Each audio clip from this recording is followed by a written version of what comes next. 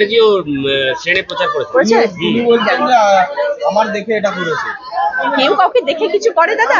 দেখে করার তো কিছু নেই। ট্রেন যাত্রীরা প্রতিদিন ট্রেনে সফর করছে, তাদের সঙ্গে সর্ব জায়গায় আমরা প্রচারে যাচ্ছি। আমরা আজকে রচনা আপনাদের মাঝে একদম ট্রেনের মধ্যে এসেছে, কি বলবেন, দেখা হলো? নিশ্চয়ই ওনার সঙ্গে তো আমরা